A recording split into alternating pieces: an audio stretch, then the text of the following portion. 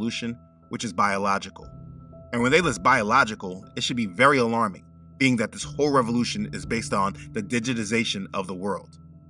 Schwab says innovations in the biological realm, and genetics in particular, are nothing less than breathtaking. In recent years, considerable progress has been achieved in reducing the cost and increasing the ease of genetic sequencing, and lately in activating or editing genes. Synthetic biology is the next step. It will provide us with the ability to customize organisms by writing DNA. Setting aside the profound ethical issues this raises, these advances will not only have a profound and immediate impact on medicine, but also on agriculture and the production of biofuels. Many of our intractable health challenges, from heart disease to cancer, have a genetic component. Because of this, the ability to determine our individual genetic makeup in an efficient and cost-effective manner through sequencing machines used in routine diagnostics will revolutionize personalized and effective healthcare. Increasing amounts of data will make precision medicine possible, enabling the development of highly targeted therapies to improve treatment outcomes. The ability to edit biology can be applied to practically any cell type, enabling the creation of genetically modified plants or animals, as well as modifying the cells of adult organisms, including humans. This differs from genetic engineering practiced in the 1980s. In fact, the science is progressing so fast that the limitations are now less technical than they are legal, regulatory, and ethical.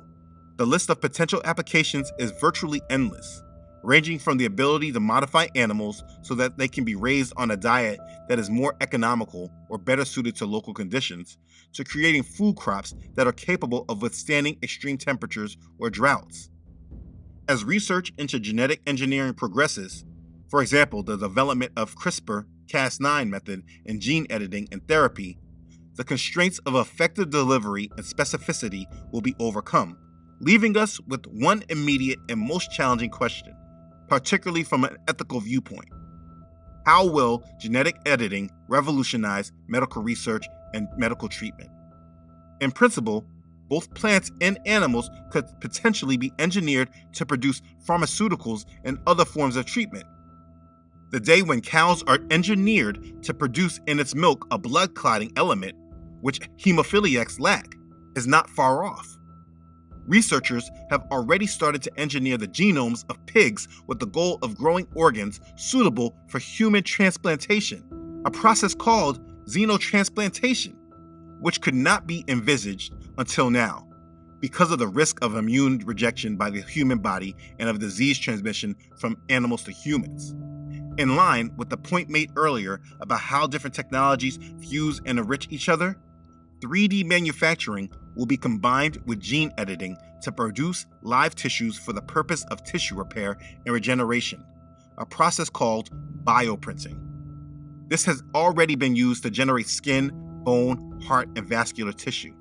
Eventually, printed liver cell layers will be used to create transplant organs. You know what's crazy? These people show us all these things in their movies, just conditioning us for a time when all of this will just be acceptable. For instance, I remember in the Avengers movie, Age of Ultron, or whatever, a movie which dealt completely with all these different themes. I remember when Hawkeye got hurt and they used some spray and it gave him new skin. That's that same technology I just read Schwab write about.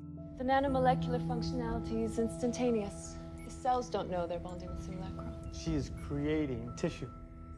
They put it right in front of us to normalize their plans and condition us for it. I mean, they're talking about making our organs out of pigs, transplanting our organs from pigs. I mean, do we even know if they have a right to tell us if they're doing that now?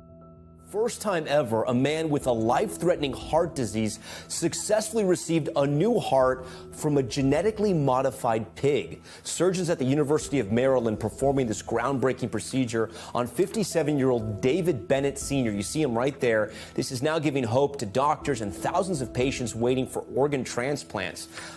Schwab continued saying, "We are developing new ways to embed and employ devices that monitor our activity levels and blood chemistry, and how all of this links to well-being, mental health, and productivity at home and at work.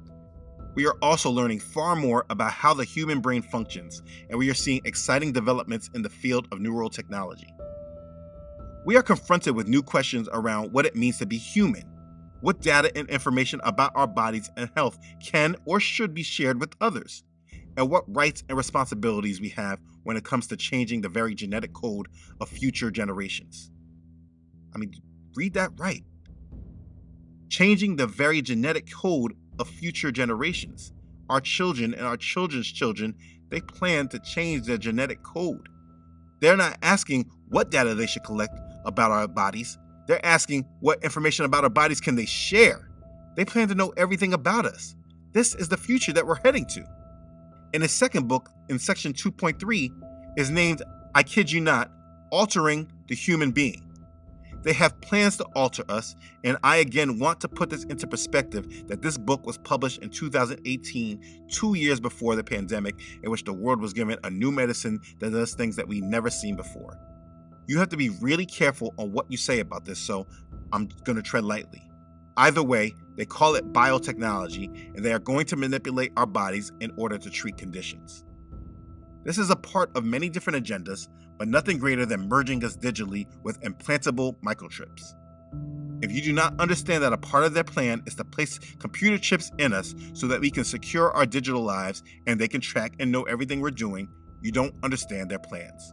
I don't believe that we're close to the rollout yet, but after they introduce all these other ideas with blockchain and the new economic system, when they roll out the metaverse and tie our employment or this universal basic income to it, they will tie your digital identity, and the ultimate verification source will be that chip installed in your hand.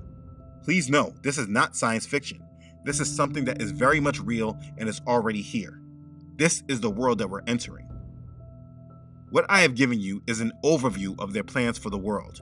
And throughout all of these plans, there is one thing that must be understood.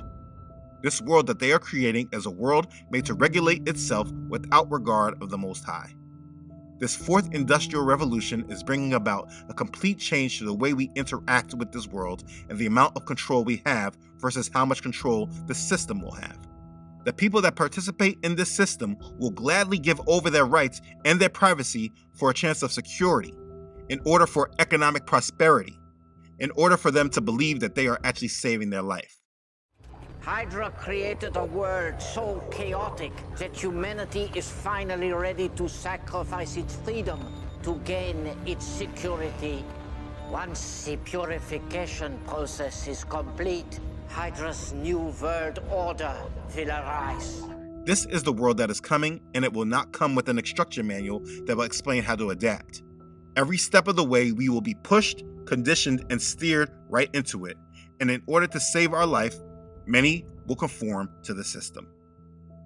When I see agendas like this, I think it's important that we all hold on to Messiah's words. In Luke chapter 17, verses 32 and 33, Yahusha said, "Remember Lot's wife. Whoever seeks to save his life will lose it, and whoever loses his life will preserve it."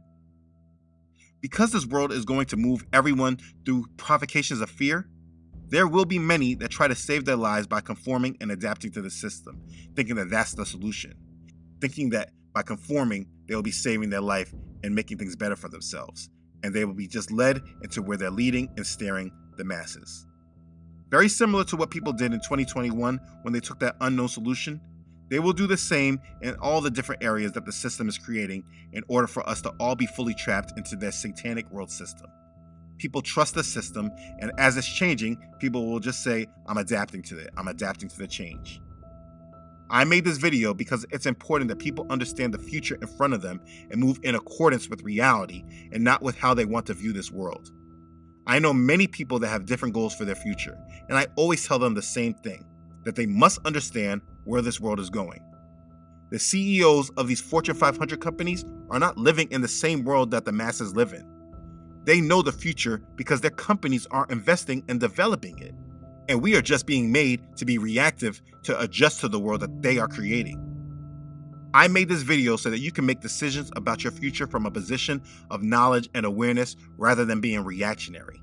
These things are right in our face, and they are waiting to implement all these changes.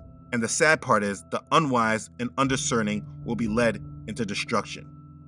I'm not making any of this up. I'm reading all this out of their books. As these things have been revealed to you, I encourage you to walk more in